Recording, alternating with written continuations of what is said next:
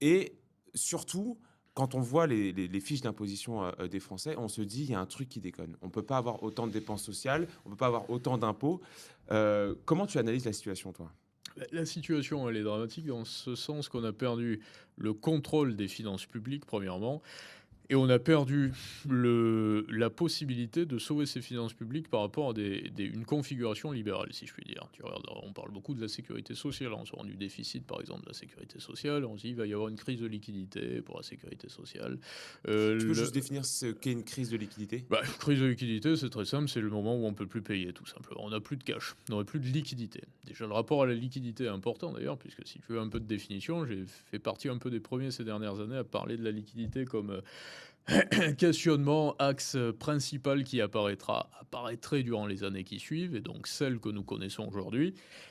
La monnaie, on l'assimile très souvent au titre de dette aujourd'hui, public, un peu à de la liquidité, un peu à des instruments financiers également, et on s'aperçoit que finalement, pour le commun, c'est-à-dire pour les sociétés ou pour les individus, toi, moi, lorsqu'on doit payer, on paye avec de la monnaie. Et ben, de la monnaie, c'est quoi pour nous? C'est de la monnaie M2. C'est réellement la monnaie qui est sur les comptes.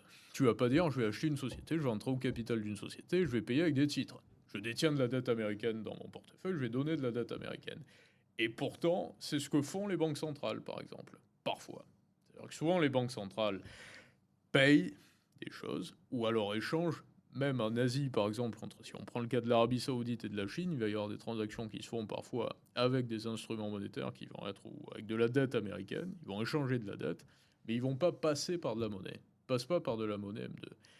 Et ça, c'est très important à comprendre parce que déjà, pour la plupart des gens qui t'écoutent, entre guillemets, mis à part ceux qui sont en public plus avertis sur l'économie, ils savent pas réellement ce qu'est la monnaie, c'est normal parce qu'il n'y a pas de pédagogie là-dessus qui est faite dans les médias mainstream, mais on leur explique pas le moment où on change de définition quand on en parle. Alors qu'on devrait toujours dire là, voyez, on parle de monnaie en réalité qui n'en est pas, on parle de titres qui peuvent très rapidement être convertis en de la monnaie. Ça veut dire que le titre de dette américaine, on considère qu'il est tellement sûr aujourd'hui que l'État américain ne fera pas faillite, que c'est de la monnaie. Pourquoi? Parce qu'on peut le convertir.